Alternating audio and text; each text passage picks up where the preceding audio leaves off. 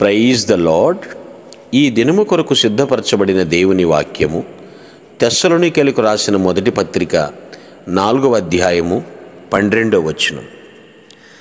సంఘమునకు వెలుపటి వారి ఎడల మర్యాదగా నడుచుకొనుచు మీకేమియూ కొదువ లేకుండునట్లు మేము మీకు ఆజ్ఞాపించిన ప్రకారము మీరు పరుల జోలికి పోక మీ సొంత కార్యములను జరుపుకొనుట యందును మీ చేతులతో పనిచేయుట యందును ఆశ కలిగి ఉండవలననియు మిమ్మును హెచ్చరించుచున్నాము.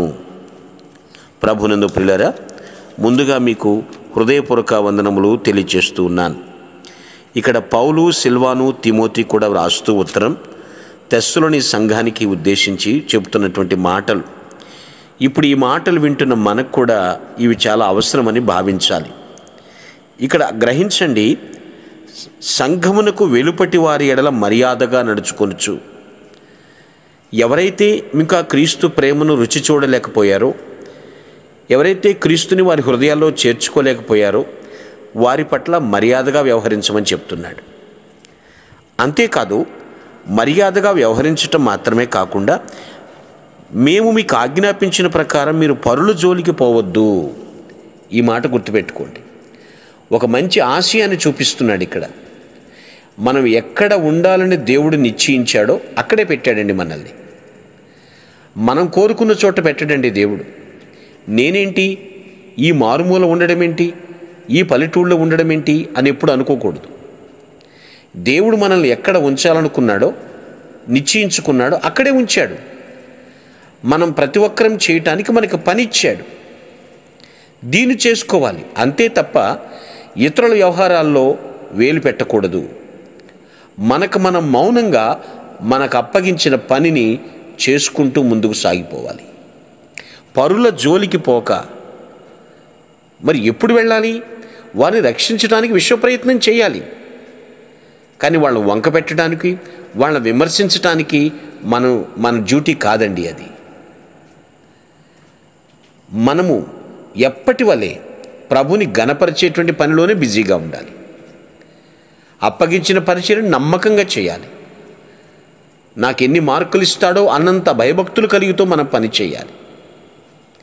ఎలా నడుచుకుంటున్నామో, మర్యాద విషయంలో ఎలా ఉన్నామో, ఆజ్ఞను అనుసరించేటువంటి విషయంలో ఎలా ఉన్నామో, మన సొంత కార్యాలు జరుపుకునే విషయంలో ఎలా ఉన్నామో ఎప్పటికప్పుడు మనం సెల్ఫ్ చెక్ చేసుకోవాలి.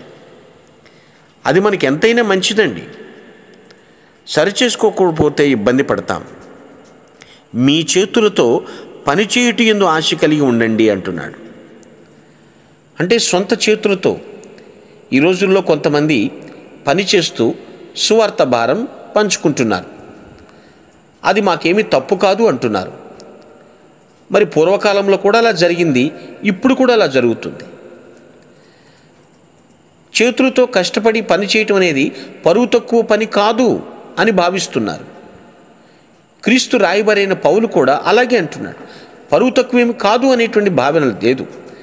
ఏ విశ్వాసి అయినప్పటికీ కూడా అది పరువు తక్కువ అని భావించకూడదు.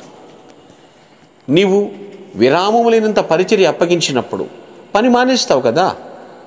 దేవుని పని ఎక్కువైపోతుంది. దేవుని పనిలో బిజీ అయిపోతూ ఉంటావు. ఏది ఏమైనా వాక్యమును అర్థం చేసుకునేటువంటి విషయాన్ని బట్టి ఆధారపడి ఉంటుంది.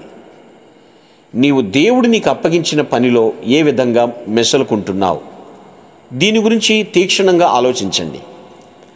పరుల జోలికి పోయే విషయంలో ఎలా ఉన్నావు, నీకు ఆజ్ఞాపించిన విషయంలో, సొంత కార్యాలు జరుపుకునే విషయంలో ఎలా ఉంటున్నావు, మన పని చేసేటువంటి విషయంలో ఎలా ఉన్నాం. హెచ్చరికలు పంపిస్తున్నాడు దేవుడు.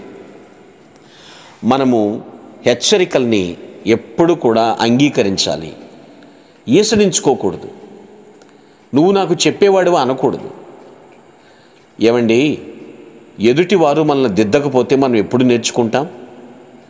ఇది తప్పు నాయనా, ఇది సరి అయిందమ్మా అని చెప్పినప్పుడు గ్రహించాలి. జ్ఞాని అన్నవాళ్ళు ప్రతి ఒక్కరు గ్రహిస్తారండి. దిద్దుకునటం అసహ్యంగా భావించకూడదు. మనం అక్షరాల దిద్దందే అమితమైన జ్ఞానవంతులం కాలేదు కదా. ప్రతి ఒక్కటి దిద్దుబాటు అవసరం. మనకి సరిచేసుకుందాం. ఆశీర్వాదాలు ఇవ్వటానికి ఆది సంభూతుడు ఎప్పుడూ సంసిద్ధంగానే ఉంటాడు. అయితే ఆజ్ఞను ఎలా అనుసరిస్తున్నామనే దాని మీదే ఆరా తీస్తూ ఉన్నాడు. దేవుని విషయంలో సంతోషపెడుతూ ఆయనకి మహిమకరమైన జీవితం జీవిస్తూ వాక్యపు హెచ్చరికల ప్రకారం మనం మనుగడ సాధించుదుముగాక. ప్రభునామమున మీ అందరికీ వందనములు. ఈ మా సందేశముల ద్వారా మీరు ఆశీర్వదింపబడినట్లయితే మీ తోటి వారికి షేర్ చేసి దేవుని రాజ్య సువార్తలో మీరు కూడా పాలుభాగస్తులు కావాలని ఆశిస్తున్నాం. మొదటిసారిగా ఈ ఛానల్ను చూస్తున్నట్లయితే మా ఛానల్ను సబ్స్క్రైబ్ చేయండి. వీడియోలు నోటిఫికేషన్ రూపంలో పొందుటకు బెల్ బటన్ని ప్రెస్ చేయండి. God bless you.